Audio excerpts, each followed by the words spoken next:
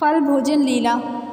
श्री श्याम सुंदर आसन पर बैठे हुए फल भोजन कर रहे हैं। श्री श्याम सुंदर का मुख इस समय दक्षिण की तरफ है एवं श्री राधा रानी ठीक उनके सामने उत्तर की ओर मुख किए हुए बैठी हैं। श्री प्रिया जी की दक्षिणी तरफ कुछ दूर पर ललिता खड़ी रहकर मंजरियों के हाथ से फलों से भरी हुई तस्तरियाँ लेकर श्री प्रिया को पकड़ाती जा रही हैं। विशाखा श्री प्रिया की बाईं तरफ खड़ी हैं। उनके हाथ में फूलों का अत्यंत सुंदर बना हुआ पंखा है। फलों की तस्तरियों से भरी हुई जो परात है उसमें फल की तस्तरी की ओर देखकर जो फल प्यारे प्रियतम को खिलाने की इच्छा होती है वही फल श्री प्रिया मंद मंद मुस्कुराती हुई श्याम सुंदर के सामने रख देती हैं। इस समय श्याम सुंदर के हाथों में प्याले के आकार का पर प्याले से कुछ बड़ा अत्यंत सुंदर गिलास है जिसमें किसी फल का पीले रंग का रस है। श्याम सुंदर गिलास को पकड़े हुए होठों से कुछ दूर पर ही गिलास रखकर श्री प्रिया की मुख शोभा निहार रहे हैं तथा मंद मंद मुस्कुरा रहे हैं। श्री प्रिया कभी तो श्याम सुंदर के मुख की ओर देखती हैं और कभी सामने की तस्तरियों की ओर। श्री प्रिया बाएं हाथ से समय समय पर ललिता की पकड़ाई हुई तस्तरियों को पकड़ लेती हैं तथा उसमें से फल का जो खंड बड़ा ही सरस प्रतीत होता है उसे निकालकर परात की किसी तस्तरी में रख देती हैं। श्री प्रिया को देखते हुए कुछ देर लगा देने पर प्रायः सभी सखियाँ एवं दासियाँ श्याम सुंदर की ओर ताकती हुई हंसने लग जाती हैं। श्याम सुंदर भी हंस पड़ते हैं। श्री प्रिया कुछ चकित सी होकर पीछे देखने लग जाती हैं कि ये सब हंस क्यों रही हैं। प्रिया को हंसने का कोई भी कारण समझ में नहीं आता है, अतः पुनः श्याम सुंदर की ओर देखने लग जाती हैं। अभी भी श्याम सुंदर उसी तरह गिलास को होठों से कुछ दूर पर ही रखे रहते हैं। श्री प्रिया रूपमंजरी को कुछ इशारा करती हैं। रूपमंजरी बाएं हाथ में सुवर्ण का कटोरा एवं दाहिने हाथ में जल से भरी हुई छोटी झारी लेकर आ पहुँचती हैं। श्री प्रिया के पास दाहिनी तरफ कटोरा रख देती हैं। श्री प्रिया उसी में हाथ धोती हैं। रूपमंजरी पानी देती जाती हैं। हाथ धोकर श्याम सुंदर के हाथ का गिलास पकड़ लेती हैं। उसे धीरे धीरे प्रियतम के होठों से सटा देती हैं। श्याम सुंदर एक साथ जल्दी जल्दी 4-5 घूंट फल का रस पीकर सिर ऊपर उठा लेते हैं। श्री प्रिया बड़ी तेजी से परात में से संतरे का एक खंड उठा लेती हैं तथा बाएं हाथ में उस प्याले को थामे हुए दाहिने हाथ से वह खंड श्याम सुंदर के मुख में रख देती हैं। श्याम सुंदर उस खंड को शांति से मुंह में रख लेते हैं। अब प्रिया चित्रा को पुनः इशारा करती हैं। चित्रा कुछ दूर पर बैठी हुई फलों को तस्तरियों में भर रही थी। वह उठकर कटोरे में एक विशेष पेय लाती हैं और रानी के हाथ में पकड़ा देती हैं। यह विशेष पेय कटहल का रस निकालकर एवं अन्य मसाले मिश्री मिलाकर बनाया गया है। रानी कहती हैं, लो, यह मेरी प्यारी चित्रा की बनाई हुई बिल्कुल नए नमूने की चीज़ है। इसे कम से कम आधा अवश्य पी जाना। श्याम सुंदर कटोरा पकड़ लेते हैं। चित्रा कुछ शर्मा जाती हैं पर राधा रानी बड़ी उत्कंठा से प्यारे के मुखारबिंद की ओर देखने लग जाती हैं। मन में लालसा है कि प्यारे श्याम सुंदर समूचे कटोरे का रस पी जाते तो फिर तुरंत उस कटोरे को भर देती। इसीलिए रानी का स्नेह भरा हृदय उफरने लगता है। श्याम सुंदर ने अभी उस पनस रस को पीना शुरू भी नहीं किया है कि रानी एक और कटोरा लाने की आज्ञा दे देती हैं। आज्ञा की देर थी कि विलास मंजरी एक और कटोरा तुरंत रानी के हाथ में पकड़ा देती हैं। श्री प्रिया के इस आंतरिक प्रेम भाव को लक्ष्य करके श्याम सुंदर प्रेम में डूबने लग जाते हैं, पर उन्हें एक विनोद सूझ पड़ता है। श्याम सुंदर कहते हैं, हाँ, तब पहले तू पीना शुरू कर। तू जितना जितना पीती जाएगी मैं भी उतना पीता जाऊंगा। अच्छा हुआ मेरी इच्छा जानकर तुमने अपने आप कटोरा मंगवा लिया। श्री प्रिया अब तो विचार में पड़ जाती हैं, पर तुरंत अपना आंतरिक भाव संभाल कर कहती हैं, कटोरा तो इसलिए मंगवाया था कि कहीं मधुमंगल अचानक आ गया तो फिर वह तुमसे लड़ेगा कि वाह, अकेले अकेले उड़ाते हो। उस समय मैं तुम्हें यह कहकर बचा दूंगी कि नहीं, देख, श्याम सुंदर ने एक कटोरा बहुत पहले से ही तुम्हारे लिए रख छोड़ा है। श्याम सुंदर कहते हैं, नहीं, मधुमंगल आज नहीं आएगा, उसे मैंने दूसरे काम से भेजा है। चित्रा की बनाई हुई चीज़ को मैं तुम्हारे बिना लूँ, यह कैसे हो सकता है। रानी ने बहुत टाल मटोल की, पर श्याम सुंदर ने बड़ी चतुराई से रानी की प्रत्येक बात को हंसी में उड़ा दिया। रानी सिर नीचा करके सोचने लगती हैं कि क्या करूँ। वे श्याम सुंदर को आंखों से कुछ इशारा करती हैं, पर श्याम सुंदर सिर हिलाकर ना का भाव प्रकट करते हैं। फिर रानी विनय के स्वर में कुछ कहती हैं, अच्छा, तुम पहले रस पी लो एवं अन्य फल खा लो, फिर मैं रस पी लूँगी। रानी की बात सुनकर श्याम सुंदर एक बार तो आंखें मूंद कर कुछ क्षण तक सोचते रहते हैं। फिर कहते हैं, अच्छा, यही सही, पर देखना भला पलट मत जाना। रानी जल्दी से कहती है, ना नहीं पलटूंगी। अब श्याम सुंदर उस कटोरे से रस पीते हैं, आधा पीकर परात में रख देते हैं। अब रानी परात की प्रत्येक तस्तरी में हाथ डालती हैं तथा एक एक खंड प्यारे श्याम सुंदर के मुख में देती चली जाती हैं। श्याम सुंदर अपनी प्रिया का प्रेम भरा हुआ वह प्रसाद पाते हैं। आम, जामुन, सेब, लीची, अनानास, कदली, अमरूद, बेर, मकोए, पीलू, अंगूर, सिंघाड़ा, शहतूत आदि क्रमशः प्रिया श्याम सुंदर के मुख में देती चली जाती हैं और श्याम सुंदर खाते जाते हैं। कुछ ऐसे विचित्र विचित्र फल हैं जिनसे अत्यंत मधुर अनिर्वचनीय सुगंध निकल रही है। सारा कमरा उस सुगंध से सुवासित हो रहा है। शिवप्रिया एक एक करके सब नमूनों में से थोड़ा थोड़ा उठाती हैं और प्यारे के मुख में देकर प्रेम में डूब जाती हैं। श्याम सुंदर खाते हुए स्वयं भी प्रेम में इतने विवश हैं कि उन्हें यह ज्ञान नहीं कि मैं क्या खा रहा हूँ और कितना खा रहा हूँ। शिवप्रिया भी प्यारे के मुखमंडल पर दृष्टि टिकाई यंत्र की भांति तस्तरी से फल का खंड उठाती चली जाती हैं। अवश्य ही तनिक भी भूल अब तक नहीं हुई है, अर्थात प्रिया ने बराबर नई नई तस्तरी में ही हाथ डाला है। पर इतनी देर तक प्यारे के मुखमंडल पर दृष्टि टिकाए रहने के कारण महाभाव स्वरूपा श्री प्रिया अब यह ज्ञान खो बैठती हैं कि मैं राधा हूँ। श्री प्रिया का मन प्यारे श्याम सुंदर में इतना तल्लीन हो जाता है कि वे स्वयं अपने को श्याम सुंदर मान बैठती हैं। श्री प्रिया सोचती हैं कि मैं श्याम सुंदर हूँ, इसीलिए ही इस बार हाथ श्याम सुंदर के होठों के पास नहीं ले जाकर फल का टुकड़ा अपने होठों के पास ले जाती हैं। शिवप्रिया की यह प्रेमावस्था देखकर सखियाँ एक बार तो प्रेम से मूर्छित सी होने लगती हैं, पर बड़ी मुश्किल से अपने को संभाल लेती हैं। इधर प्यारे श्याम सुंदर शिवप्रिया के मुख पर लगातार दृष्टि जमाए रखने के कारण यह ज्ञान खो बैठते हैं कि मैं श्याम सुंदर हूँ। वे समझने लगते हैं कि मैं राधा हूँ, सामने श्याम सुंदर है, हाथ में फल का टुकड़ा लिए हुए मेरे हाथ की प्रतीक्षा कर रहे हैं कि प्रिया मुझे खिला दे। इसी भाव से उधर हाथ बढ़ाते हैं। बड़ी सुंदर झांकी है। भावावेश में श्री प्रिया फल का खंड हाथ में लेकर अपने होठों के पास रखे हुए पत्थर की मूर्ति की तरह श्याम सुंदर की ओर ताक रही हैं और श्याम सुंदर श्री प्रिया की दाहिनी कलाई के पास अपने दाहिने हाथ की अंगुली रखते हुए पत्थर की मूर्ति बने बैठे हैं। श्री प्रिया प्रियतम की इस दशा की ओर लक्ष्य करके अब सखियाँ कुछ चिंतित सी भी हो जाती हैं। ललिता एवं विशाखा आपस में विचार करती हैं कि भावावेश को शिथिल कर देना अच्छा रहेगा, नहीं तो पता नहीं कोई अनिष्ट घटना न हो जाए। इस विचार से ही विशाखा मधुमती मंजरी को कुछ इशारा करती हैं। मधुमती मंजरी बड़ी फुर्ती से बीड़ा उठा लेती हैं तथा मधुर कंठ से गाना आरंभ करती हैं।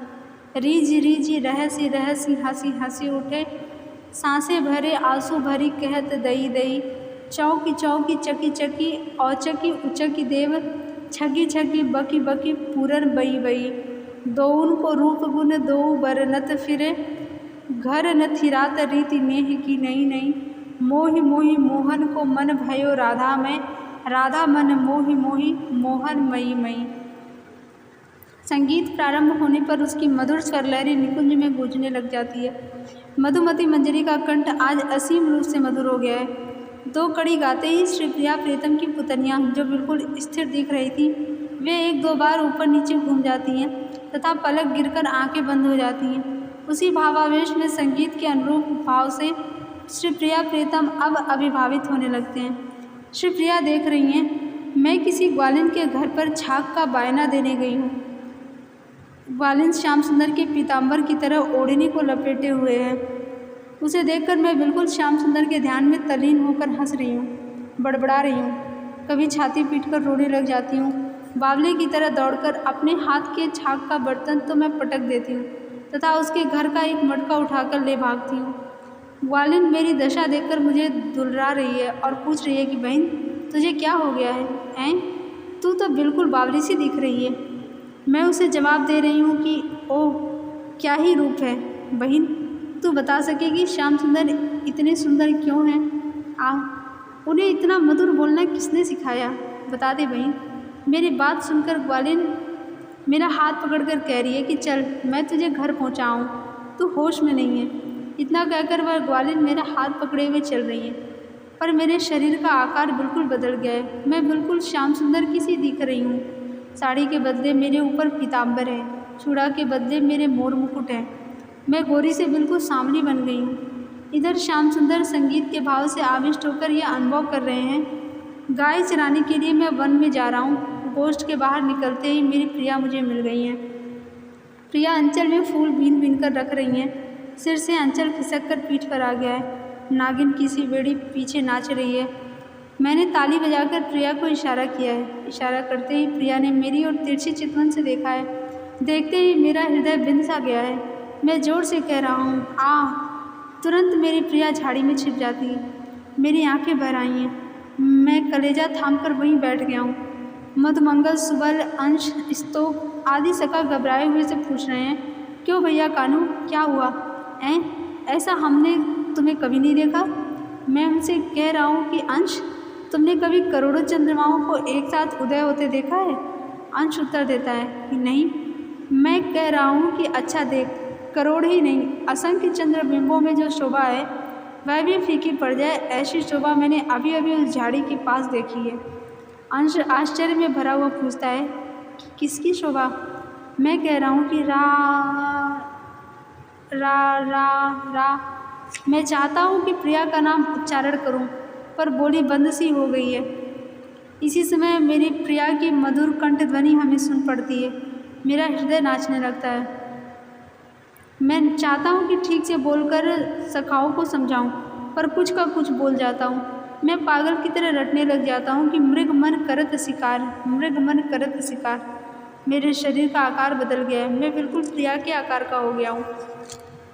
इस तरह प्रिया प्रीतम मधुमती मंजरी के संगीत की धारा में बह रहे हैं। मधुमती कोकिल कंठ से अंतिम कड़ी की बार बार आवृत्ति कर रही हैं। मोहि मोहि मोहन को मन भयो राधा में, राधा मन मोह मोहि मोहन मई मई। इस चरण की आवृत्ति सुनकर दोनों ही सोचने लगते हैं कि मानो कोई मुझे जगा रहा है। श्याम सुंदर सोचते हैं कि ठीक बात है, बिल्कुल ठीक। प्रिया के ध्यान के कारण मैं मोहित हो गया हूँ, इसीलिए मेरी आंखें अपने शरीर को नहीं देख पा रही हैं। श्री प्रिया भी यही सोच रही है कि सच है, बिल्कुल सच। प्यारे श्याम सुंदर ने आंखों को छा लिया है, इसीलिए ही भ्रमवश मुझे अपना आकार श्याम सुंदर की तरह दिख रहा है। मधुमती को विशाखा इशारा करती हैं। इशारा पाते ही तत्क्षण मधुमती मंजरी संगीत बंद कर देती हैं। संगीत बंद होते ही निकुंज में एक गंभीर सन्नाटा छा जाता है। प्रिया प्रीतम दोनों एक साथ ही आंखें खोल देते हैं। आंखें खोलकर अकछकाए हुए दोनों इधर उधर देखने लग जाते हैं। अब सखियाँ हंस पड़ती हैं। प्रिया प्रीतम दोनों अपनी आवेशपूर्ण दशा का स्मरण करके कुछ झेप से जाते हैं, पर श्याम सुंदर तुरंत ही खिलखिलाकर हंस भी पड़ते हैं तथा कहते हैं, वाह, तुमने तो मुझे खूब छकाया। फल खिलाते खिलाते मुझ पर जादू कर बैठी। ठीक बात है, इसीलिए शास्त्रों में नीची दृष्टि करके मौन रहकर भोजन करने का विधान है। श्याम सुंदर की बात सुनकर सखियाँ हंसने लगती हैं। श्री प्रिया भी हंसने लगती हैं। अब श्याम सुंदर पनस रस का वह कटोरा उठा लेते हैं। उसे श्री प्रिया के ओठों के पास ले जाकर कहते हैं, देख, अब बात स्थिर हो चुकी है। मैं फल खा चुका हूँ, अब तुझे किंचित पीना ही पड़ेगा।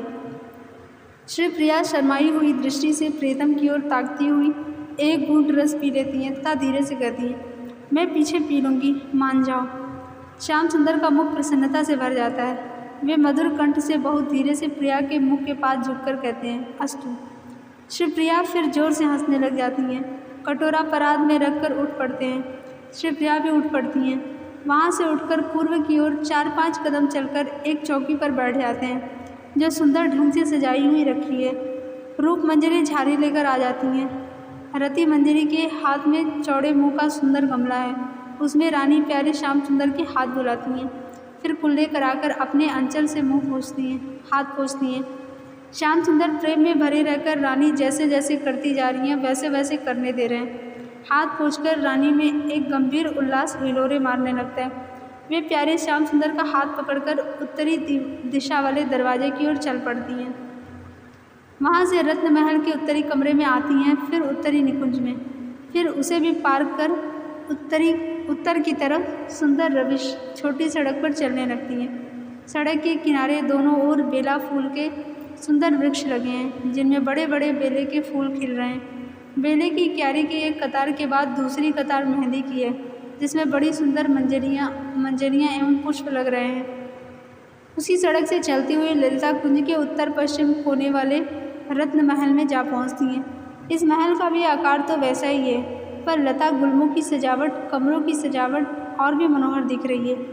श्री प्रिया प्रीतम बीच वाले आलीशान कमरे में पहुंच जाते हैं। कमल के पुष्पों का बना हुआ बड़ा ही सुंदर पलंग यहाँ शोभा पा रहा है। श्री प्रिया प्यारे श्याम सुंदर को उसी पर ले जाकर बैठा देती हैं, बैठाकर उनकी ओर देखने लग जाती हैं। श्याम सुंदर मुस्कुराते हुए दक्षिण की तरफ सिर करके उस पलंग पर लेट जाते हैं। श्री प्रिया पैर लटकाकर उसी पलंग के बीच के हिस्से में प्यारे श्याम सुंदर की ओर मुँह करके बैठ जाती हैं। पनबट्टा लेकर विलास मंजरी श्री प्रिया के सामने खड़ी हैं। श्री प्रिया पनबट्टे को लेकर पलंग पर रख देती हैं तथा उसमें से 2 बीड़े पान ले लेती हैं। पान पर सोने का सुंदर वर्क चढ़ा हुआ है। पान लेकर पनबट्टा श्री प्रिया विलास मंजरी के हाथ में पकड़ा देती हैं तथा श्याम सुंदर के सिर की ओर खिसक जाती हैं। खिसक कर बायां हाथ श्याम सुंदर के दाहिने कंधे पर रख करके दाहिने हाथ से पान श्याम सुंदर के मुख में रख देती हैं। श्याम सुंदर मुंह में पान लेकर मुंह बंद कर लेते हैं। उल्लास में भरी हुई श्री प्रिया श्याम सुंदर के मुख की ओर देखती रहती है। ललिता सिर की तरफ से आकर श्याम सुंदर के बाईं ओर पलंग पर बैठ जाती हैं। विशाखा श्याम सुंदर के चरणों के पास पलंग पर बैठ जाती हैं तथा उनके चरणों को अपनी गोद में ले लेती हैं। चित्रा सिर के पास पंखा लिए हुए खड़ी हैं, पर गर्मी नहीं रहने के कारण झल नहीं रही। कुछ सखियाँ घुटने टेके तथा हाथ से पलंग को पकड़े रहकर बैठी हैं।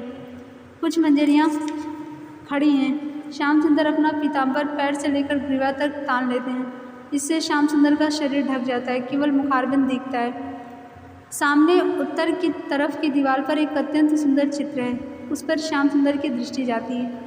चित्र में यह चित्रित है कि रानी श्याम सुंदर की वंशी होठों पर रखे हुए हैं। श्याम सुंदर बगल में बैठे हुए बजाना सिखला रहे हैं। अब श्याम सुंदर को वंशी की याद आती है। मध्याह्न जल विहार के समय वंशी ललिता को दे चुके थे। उसे किसी प्रकार ले लेने की इच्छा श्याम सुंदर के मन में जागृत होती है। इस इच्छा से श्याम सुंदर श्री प्रिया से कहते हैं, तू तो भूल गई होगी। श्री प्रिया अपने प्रियतम की रूप सुधा का पान करने में इतनी तल्लीन थी कि मानो उनके कानों में ये शब्द पहुँचे ही नहीं। प्रिया ने कुछ जवाब नहीं दिया। श्याम सुंदर धीरे से हंसते हुए प्रिया की ठोड़ी को हिलाकर कहते हैं, क्यों, बोल, याद है क्या? इस बार रानी मानो समाधि से जगकर कहती हैं, क्या? श्याम सुंदर कहते हैं, उस दिन मैंने जो तुम्हें रागिनी सिखाई थी वह भूल गई कि याद है? रानी एक बार सरल बालिका सी चटपट कहती हैं, हाँ हाँ बिल्कुल याद है। श्याम सुंदर, अच्छा सुना भला। रानी, लाओ 2 वंशी अभी सुना देती हूँ। श्याम सुंदर, ललिता के पास है, उससे ले लो। रानी ललिता से कहती हैं, ललिते वंशी थोड़ी देर के लिए मुझे दे, मैं फिर तुझे वापस कर दूँगी। ललिता कुछ क्षण मुस्कुराती हुई सोचती हैं, फिर एक मंजरी को कुछ इशारा करती हैं। वह वंशी ले आती हैं। रानी उसे होठों पर रखकर बजाने लगती हैं, पर फूंक भरते प्रेम में विवश हो जाती हैं। अतः लज्जित होकर हाथ में वंशी लेकर कहती हैं, सबके सामने नहीं बजा सकूंगी। श्याम सुंदर हंसते हुए कहते हैं, समझ गया, तू भूल गई है। रानी प्रेम में अधिकाधिक विवश होती जा रही हैं, इसीलिए वंशी ललिता के हाथ में दे देती हैं। ललिता ज्यों ही वंशी पकड़ती है वैसे ही श्याम सुंदर हाथ बढ़ाकर उसे पकड़ लेते हैं एवं कहते हैं, देख मैं फिर से सिखला देता हूँ। श्याम सुंदर पड़े पड़े ही उसमें फूंक भरते हैं।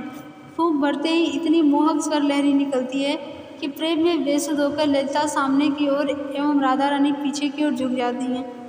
श्याम सुंदर दोनों हाथ बढ़ाकर बड़ी फुर्ती से दोनों को संभाल लेते हैं एवं हंसते हुए कहते हैं, ललिता रानी, वंशी को फिर दिन भर अपने पास किस तरह रख सकोगी? ललिता शर्मा सी जाती हैं, कुछ बोलती नहीं। इसी समय वृंदा देवी एक अत्यंत सुंदर तोता एवं एक सारी पिंजरे में लिए हुए आ पहुँचती हैं। तोता आते ही बोलने लगता है, मेरे प्यारे श्याम सुंदर, मेरे प्राणाधार, किंचित विश्राम कर लो, तुम्हारी आयु बढ़ेगी। फिर तोता एक श्लोक पढ़ता है जिसका भाव यह है कि भोजन करके बाईं करवट सोने से कोई रोग नहीं होता, अन्न का परिपाक ठीक से होता है और आयु बढ़ती है। तोते का श्लोक पाठ सुनकर सभी सखियाँ हंस पड़ती हैं। तोता अपनी आँख की पुतलियों को कायों में नचाता हुआ ऐसी गंभीरता की मुद्रा बना रहा है मानो उसे आयुर्वेद शास्त्र का पूरा ज्ञान है। भक्त वत्सल श्याम सुंदर तोते की अभिलाषा पूर्ण करते हुए कहते हैं, हाँ भाई, तुम बहुत ठीक कह रहे हो, मुझे नींद भी आ रही है। श्याम सुंदर बाईं करवट होकर आंखें बंद कर लेते हैं। तोते की आंखों में प्रसन्नता छा जाती है। आँख के काये आनंद आंसुओं से भर जाते हैं। श्री प्रिया श्याम सुंदर की ओर एकटक देख रही हैं। वृंदा ललिता को कुछ इशारा करती हैं। ललिता धीरे से पलंग से नीचे उतर पड़ती हैं तथा राधा रानी के पास आकर हाथ पकड़ लेती हैं। रानी उठना चाहती नहीं, पर ललिता जबरदस्ती से धीरे धीरे उन्हें पलंग से नीचे उतार देती हैं तथा कुछ उन्हें भी खिलाने के उद्देश्य से कमरे के बाहर खींचती हुई सी ले चलती हैं। रानी प्यारे श्याम सुंदर की ओर मुख किए हुए बहुत धीरे धीरे बढ़ रही हैं। ललिता धीरे से रानी के कान में कहती है, देख कुछ खा ले, नहीं तो मैं श्याम सुंदर से कह दूंगी कि यह नहीं खाती, फिर वे तुम्हें पहले खिलाकर तब खाया करेंगे। ललिता की यह बात सुनकर रानी सिर नीचा किए हुए जिधर ललिता ले चलती है उधर ही धीरे धीरे चलने लग जाती हैं। ललिता वहाँ से चलकर उत्तरी कमरे एवं निकुंज को पार कर सड़क की दाहिनी ओर कदम की वेदी के पास जा पहुँचती हैं।